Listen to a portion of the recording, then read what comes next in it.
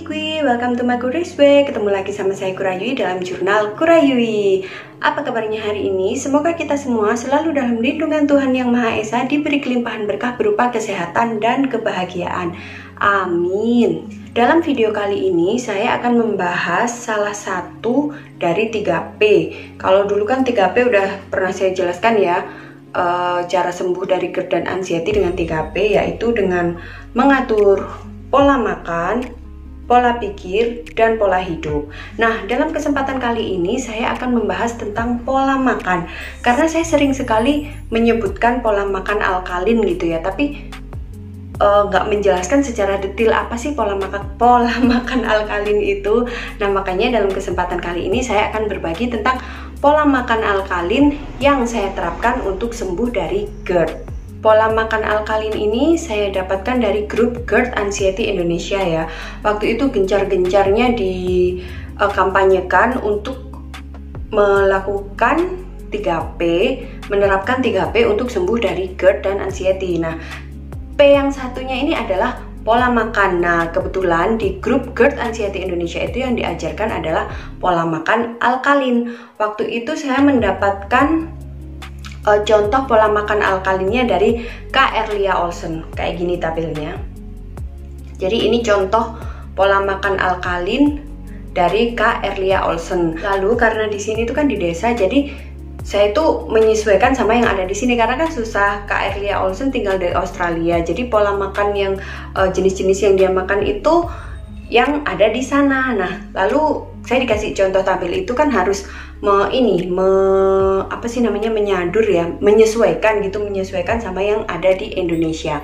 Nah, pola makan alkalin itu apa sih? Intinya itu pola makan alkalin itu adalah pedomannya 20% karbohidrat, 20% protein, dan 60% buah dan sayur.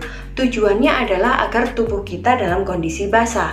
Karena kalau tubuh kita dalam kondisi asam, itu kita jadi sering sakit-sakitan. Terus kalau kayak pas sakit itu juga nggak sembuh-sembuh kayak gitu. Jadinya makanya disarankan untuk pola makan alkalin. Nah, di sini saya akan berbagi tentang pola makan alkalin yang saya terapkan. Jadi pola makan alkalin itu memiliki takaran porsi makan yang baik seperti berikut. 20% karbohidrat, usahakan nasi merah atau nasi biasa atau asupan karbohidrat lain yang tidak berbahan gluten. Lalu 20% protein. Di sini bisa protein hewani, bisa protein nabati ya, yang diolahnya tidak dengan cara digoreng. Lalu 60% sayuran dan buah. Sayuran boleh dimakan mentah seperti dijadikan salad atau lalap. Boleh juga dimasak, tapi dimasaknya nggak boleh lebih dari 2 menit ya. Jadi biar kandungan gizinya nggak hilang, karena kalau sayuran terlalu matang nanti jadinya malah hanya gasnya. Jadi maksudnya gizinya hilang, tinggal gasnya doang. Berikut adalah contoh pola makan alkalin yang saya adopsi dari tabel milik Kak Erlia Olsen. Di sini beberapa saya ubah karena menyesuaikan dengan kondisi saya di sini ya. Ritual pagi saya dimulai pada pukul 5.30 pagi. Saat bangun tidur, saya langsung minum segelas air putih hangat. Lalu 15 menit kemudian disusul dengan air putih hangat dicampur dengan 1 sendok teh madu. Lalu lanjut pada pukul 6.30 pagi. Dilanjutkan dengan sarapan buah atau sarbu ya. Biasanya saya makan buah pepaya. Itu yang paling sering saya makan adalah buah pepaya, karena selain di sini tersedia melimpah ruah, harganya murah, manfaatnya juga segudang gitu loh. Dan paling aman ini, rata-rata penderita GERD aman mengkonsumsi pepaya. Selain itu, saya kadang juga mengkonsumsi apel atau pisang. Pada pukul 10 pagi, ini kan kalau di jadwalnya Kak Li minum smoothie buah gitu ya, atau makan oatmeal. Nah, karena saya boleh dibilang ya, kalau bikin smoothie itu kan agak ribet, jadi biasanya saya udah bawa oatmeal. Jadi oatmeal, karena kan itu udah kerja gitu ya, jadi bawa oatmeal yang udah dimasak paginya, terus atasnya tuh dikasih topping buah, entah itu irisan nanas atau irisan pisang kayak gitu. Atau biasanya kalau pas lagi bosen sama oatmeal, saya beli roti gandum. Jadi jam 10 itu makan roti gandum sama telur rebus. Untuk makan siangnya, pada pukul 12 siang itu makan normal. Jadi menu karbohidrat saya tetap nasi. Cuman nasi di sini saya waktu itu bisanya 3 sendok makan gitu. Sampai sekarang sih juga 3 sendok makan. Kalau misalnya kelebihan tuh jadi perut tuh kayak penuh, nggak enak gitu loh. Jadi 3 sendok makan, terus lauk lengkap. Di sini ada sayur dan protein ya. Kalau proteinnya ini bebas, teman-teman bisa milih protein hewani atau protein nabati, bebas deh. Kalau saya tahu tempe is the best ya.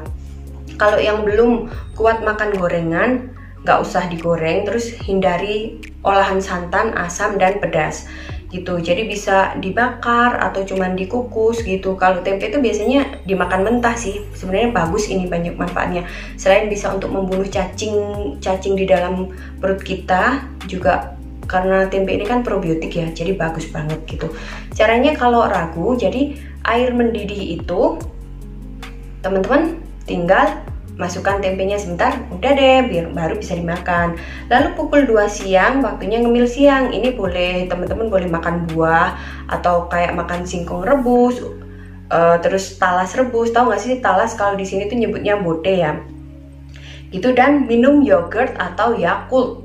Nah, ini jangan ragu-ragu, ini sudah pernah saya bahas karena saya sendiri juga membaik ini berkat disokong Yakult. Lalu pada pukul 4 sore boleh minum jus sayuran. Nah, di sini saya jusnya itu yang paling sering adalah tomat, wortel, bayam, dan buncis. Buncis kalau di sini nyebutnya ucat ya. Ini detox buat usus kita. Sebenarnya banyak untuk jenis-jenis jus sayuran yang bagus untuk detox ini ya. Teman-teman bisa browsing aja. Cuman kalau saya lebih suka itu sih wortel, bayam, sama tomat. Itu soalnya enak banget deh.